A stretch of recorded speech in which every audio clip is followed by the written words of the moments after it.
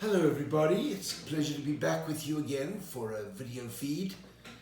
Today's topic is one of a man who had a vasectomy after having had 3 successful children in a prior relationship, and a woman, his new partner of 3 years, also had 3 children in a prior relationship but now has diminished ovarian reserve. And the question is how to proceed with them. Before we get there, let me again invite everyone watching this video feed, if you're interested in having a complex infertility problem sorted out to hopefully stop you spinning your wheels any longer, give me a call. Give us a call at Share Fertility Solutions, because that's what I do.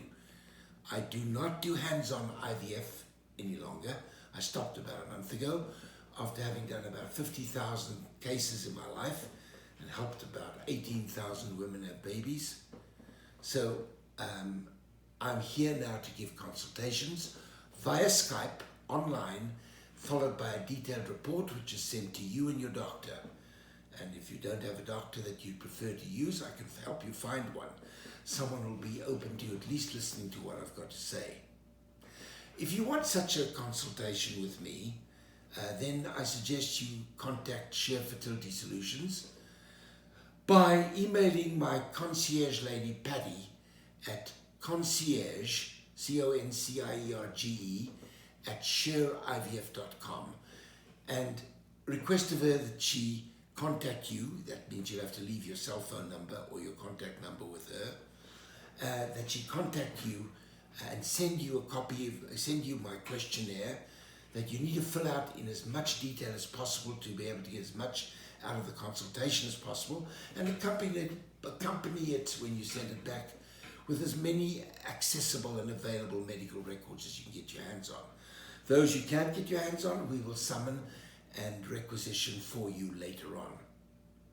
You can also reach Patty by calling her directly on her cell phone, 702-533-2691.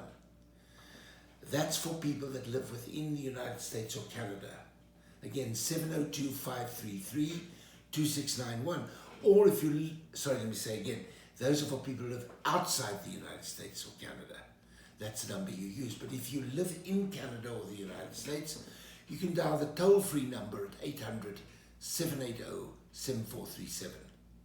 Finally, there's a way you can get to her and get a consultation directly online by going to my website, shareivf.com, shareivf.com. When you get there, on the home page, you'll find an invitation to book a Skype consultation with me. Click on that and just follow the directions, send the information required, and we will be more than willing to get back in touch with you. Just send it off to us by one single click. Okay, let's get back to Juanita and her husband Carlos. These are fictitious names to protect the privacy and anonymity of the patients with whom I spoke a week or two ago. As I said, Juanita is 42 years of age now, and Carlos is 45. Both parties had 3 children each in a prior relationship, but after that, Carlos went ahead and had a vasectomy done. Of course, that precluded him from getting pregnant. He did his vasectomy reversal in 2015. And this was done surgically and done very expertly, but here's the problem. The doctor who did the reversal did not first test his blood for anti-sperm antibodies. And almost 90% of people who've had a vasectomy done more than 10 years prior to the reversal, or more than 8 years prior to the reversal, will have antibodies to their own sperm. These antibodies attach to the surface of the sperm and either make the sperm agglutinate or stick together, as was the case here, or they will block the sperm in its ability to fertilize and enter the egg, leaving the woman incapable of conceiving with that sperm, even though there are sperm in the ejaculate. And so it was with Carlos and Juanita. They were unable to conceive.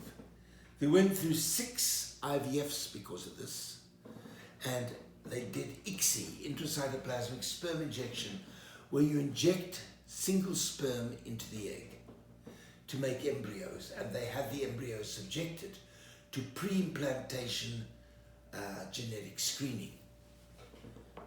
The screening came back with abnormal embryos, all of which were chromosomally abnormal or aneuploid.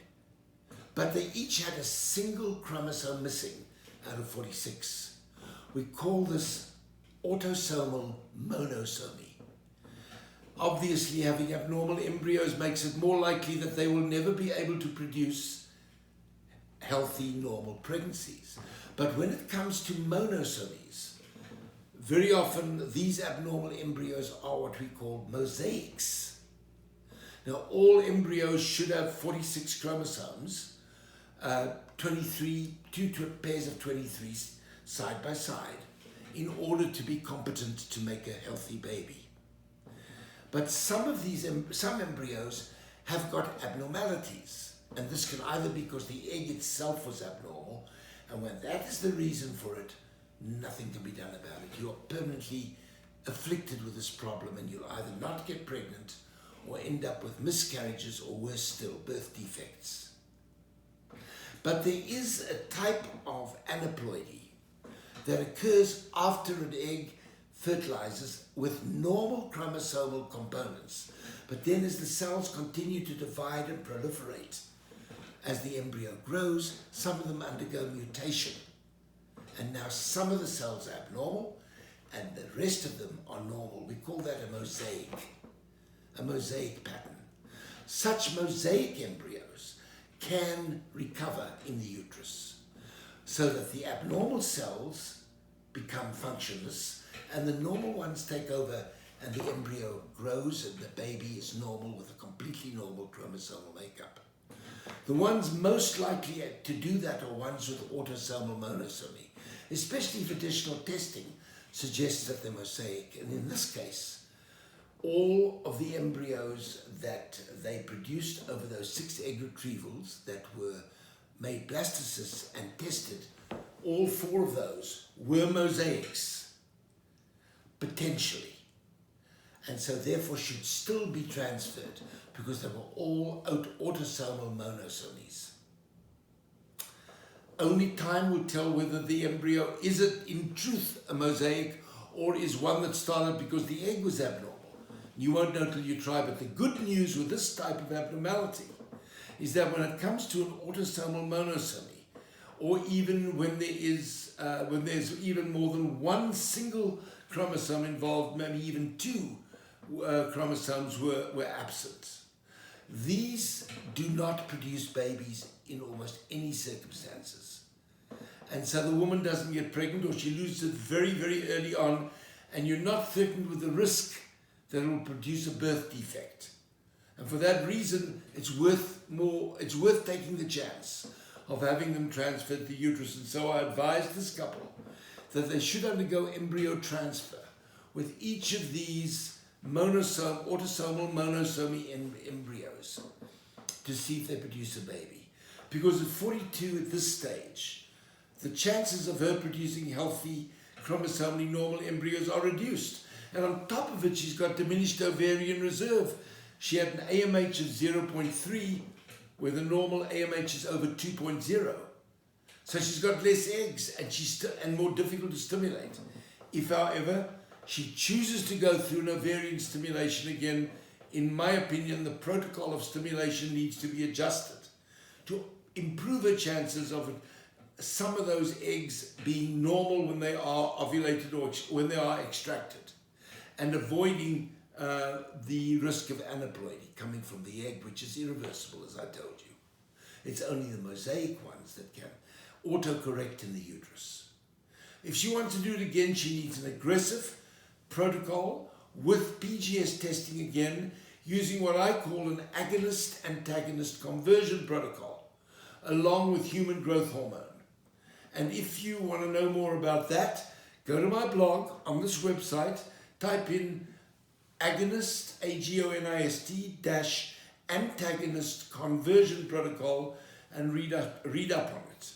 That's the best protocol for women to use when they are older and have diminished ovarian reserve, because by using it, it suppresses the production in the ovary of LH-induced male hormone testosterone, which if produced in excess by the ovary, and that's often the case when the wrong protocol is used, it'll compromise development of the egg, and eggs that don't develop during stimulation properly are not likely to ripen properly after you give the HCG trigger, and the embryo in such cases is much more likely to be abnormal. So here we have a case of a man who had sperm antibodies that should have been tested for before they tried to do a reversal of the vasectomy.